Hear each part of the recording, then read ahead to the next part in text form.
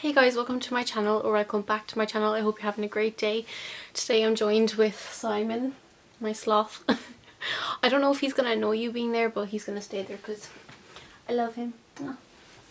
Okay, so that was a bit wobbly, sorry. So for today's video, if you follow me on Instagram, you may know I'm doing a girl talk video.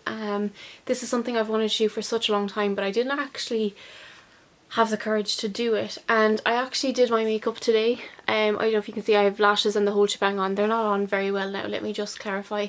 I was meant to have a presentation today, so I woke up early to do my makeup, and I wasn't even on today, but it's fine, it's all good. I got makeup on and my eyelashes are just not sticking, so that's why they look like this. But that's not what I'm here to talk about. I'm here to do the girl talk video. So I asked on my Instagram, so out of breath. I asked on my Instagram for some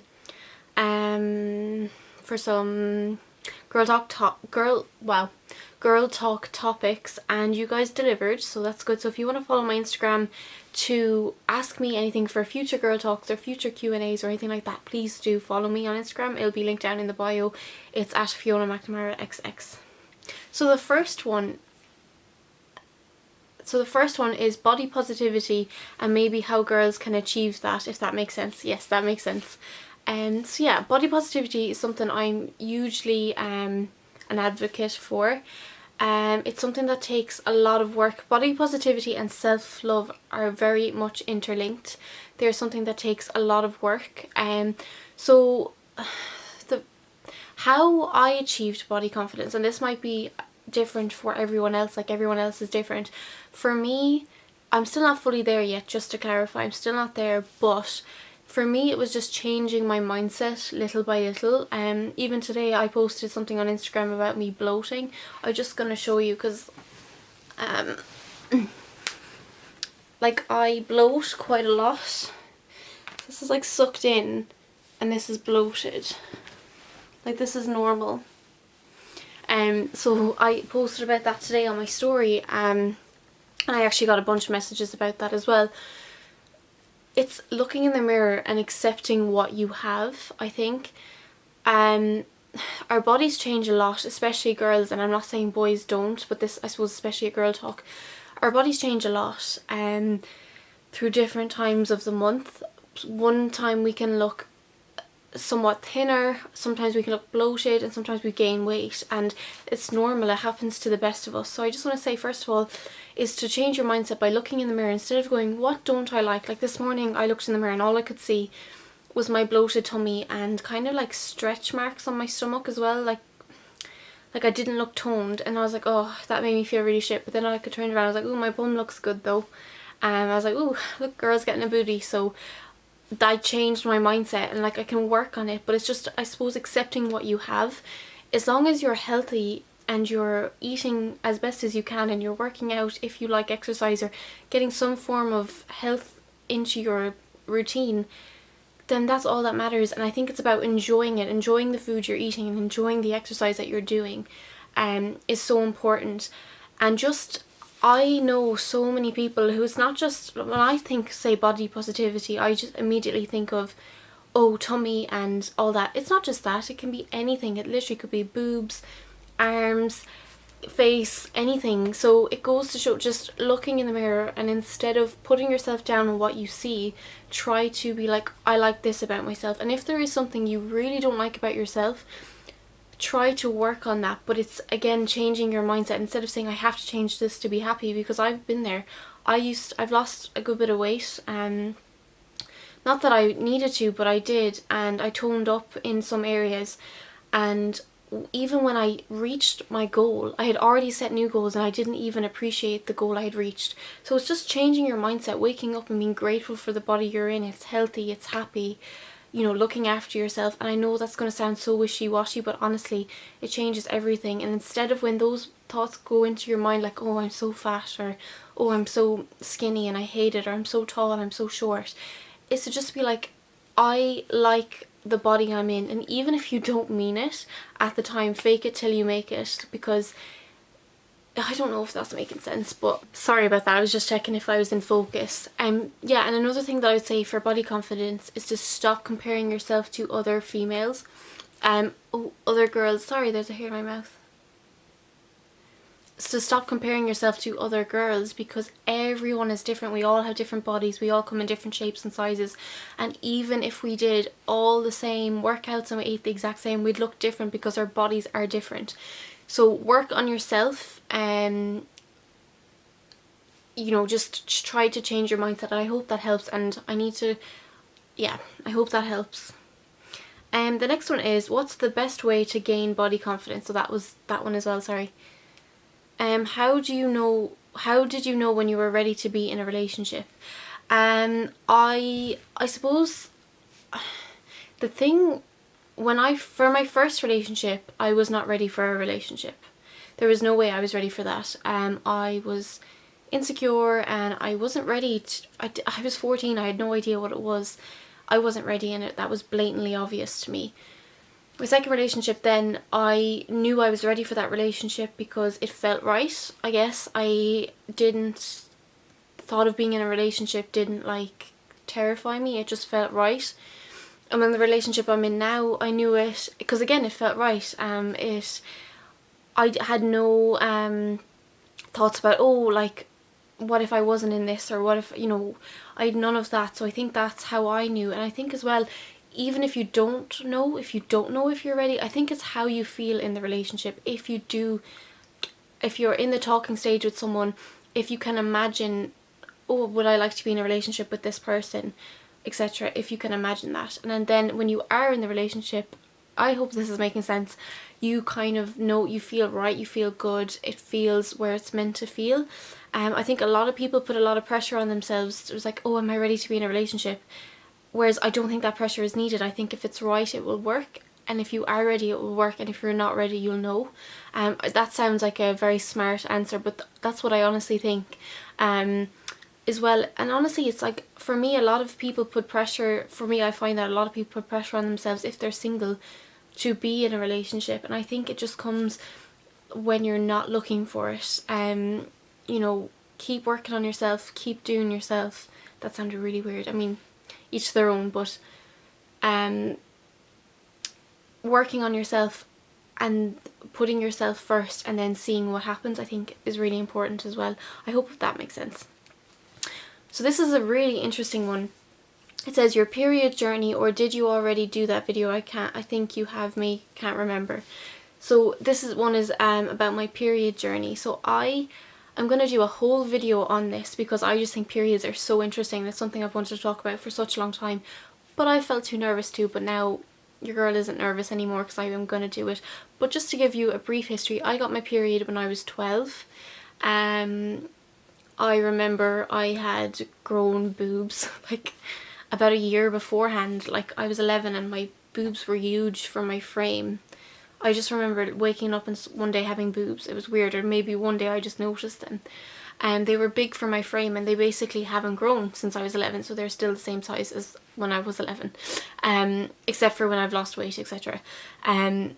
So that's kind of, I remember thinking, oh, I have boobs, but where's my period? And I didn't really know much about periods, but I kind of knew that happened in, I suppose,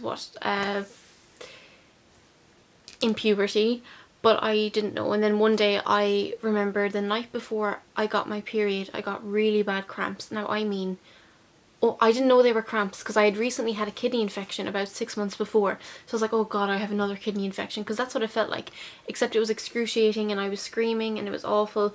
And then the next day at school, whatever, I remember feeling kind of, this is going to sound weird, I felt kind of wet down there.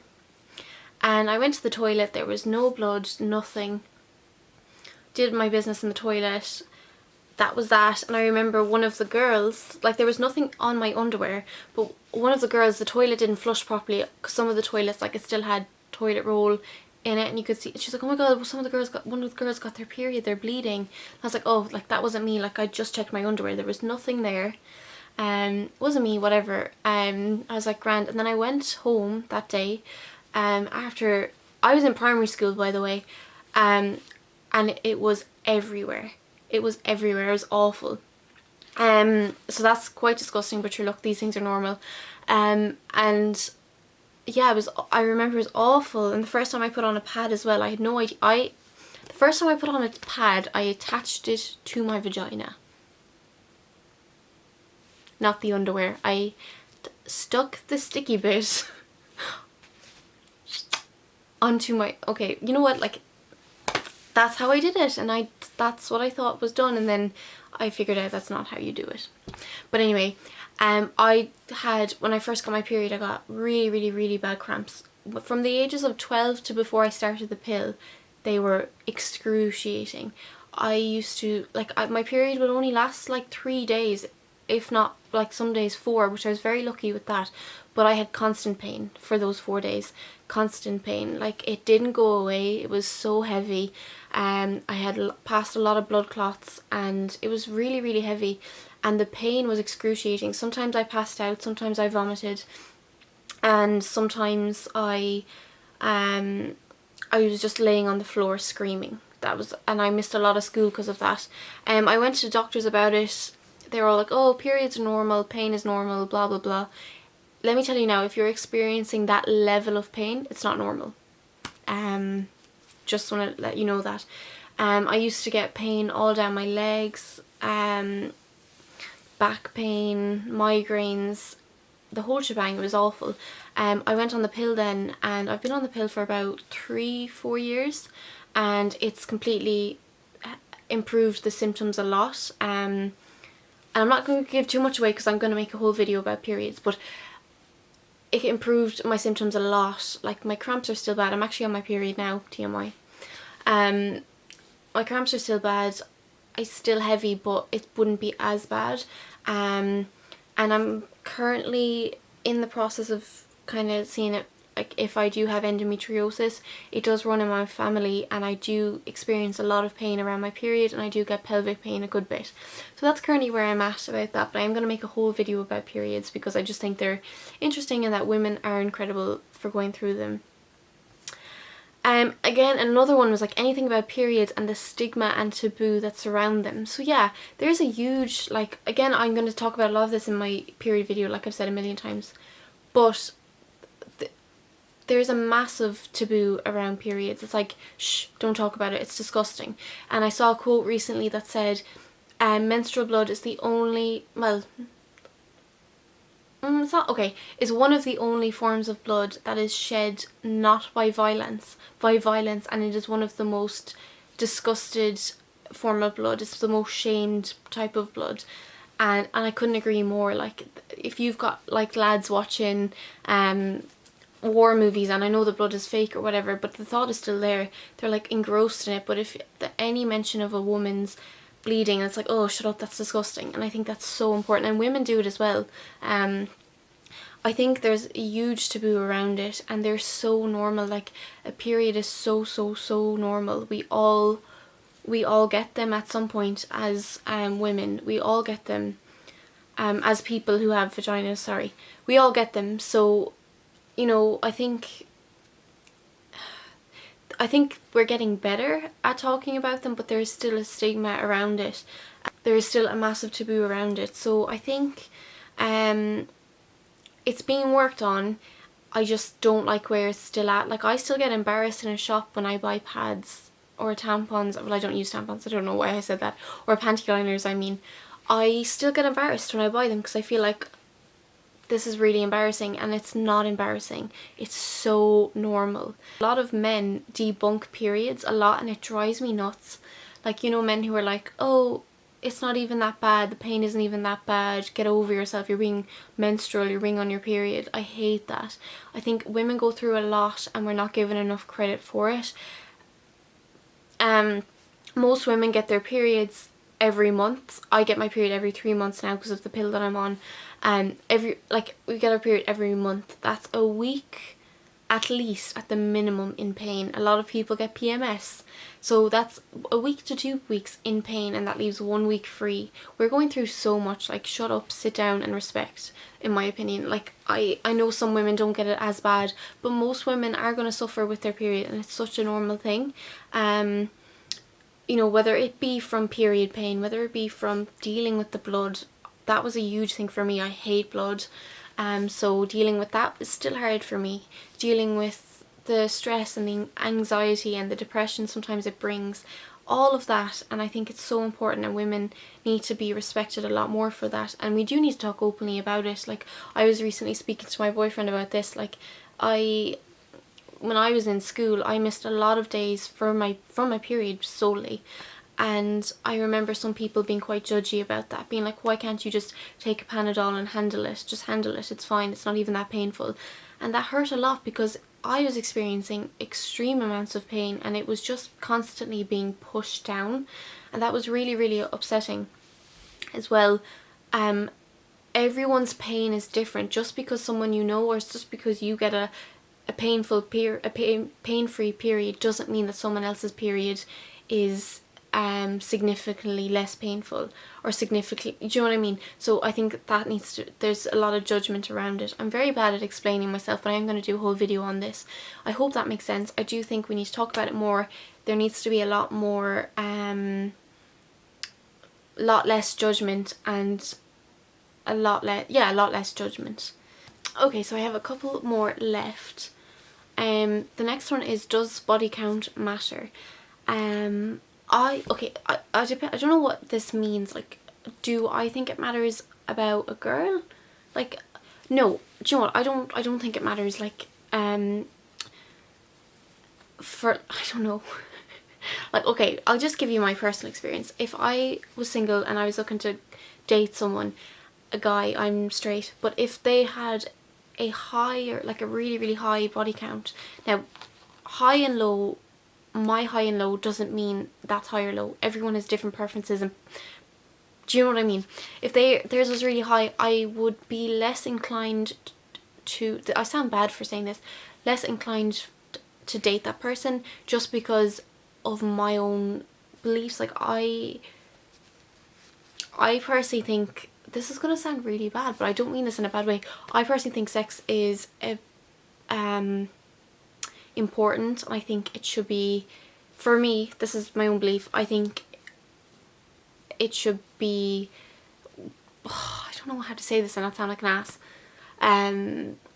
It should be done with someone you love and care about, but that's just me. That's my own personal views. Do I care about anyone else's body count, girl or boy, that I, let's say, wouldn't be interested in dating? No. You do you. Like, everyone's different. Some people are like me, who kind of save themselves for a relationship, or when they meet the right person or whatever. That's it. If you like casual sex and you want to go have sex with multiple people or whatever, that's you as well.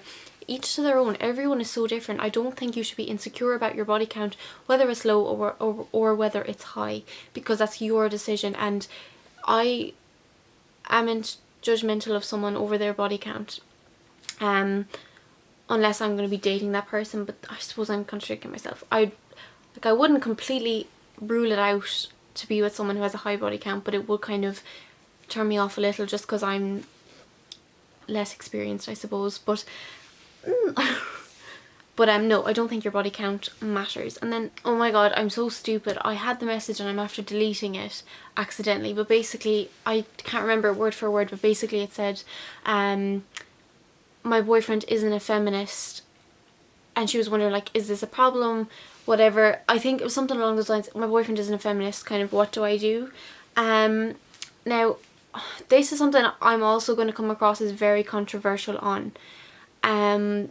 For me, it's like, what is his definition of feminism? I feel like a lot of guys kind of, they're the new whole feminist movement. They don't see feminists as, I'm not speaking for all guys, by the way, they don't see feminists as actually just wanting equality. A lot of guys now see feminists as women who want to overrule guys, and I think that's how a lot of them see it, and they kind of undermine the movement. For me, I would say, if he is a guy I would focus less on if he identifies as a feminist and more on his actions. If he treats you well, if he looks after you, and if he treats you the way you deserve to be treated, and treats you good and doesn't look down on women or doesn't belittle women because of them being a woman, then I think that's all that matters. I think he may not identify as a feminist, but maybe he's just not saying he's for that crazy movement, as that's what they see it as. I'm not calling it crazy.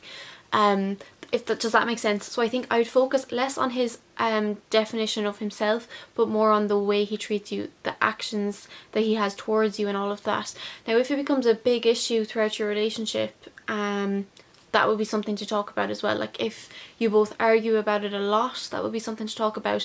But if you're arguing about it at the moment and he's still treating you like a queen and he still thinks women are good and he talks well about them, then I wouldn't have an issue with it. I hope that makes sense as well. So the next one is the right age to lose your virginity. I don't personally think there's a right age for anyone to lose their virginity. I think it's different for everybody. I lost my virginity quite old, and I'm saying old because I lost my virginity at 19, and a lot of people were like, oh, that's really old.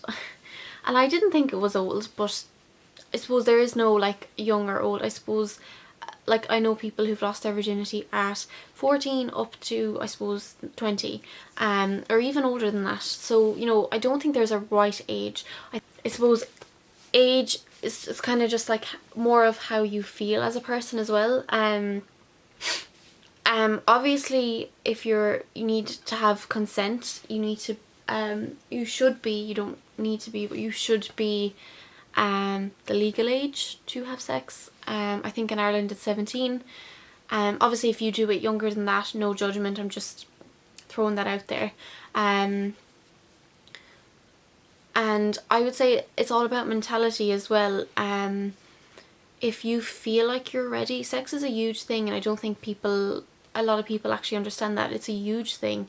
For me, okay, that's again personal, as in it's like a kind of, some people don't see it as a huge thing, but it's kind of like, I suppose, being vulnerable with somebody. You're naked in front of them and they're, you know, and so I do think it is a big thing. However, I think it's all about mentality. Like, you know when you're ready. Like, I knew when I was ready. I knew before that I wasn't, because I was getting really nervous about it and I was scared and stuff. But then it happened and I felt ready. I wanted it to happen and I felt ready.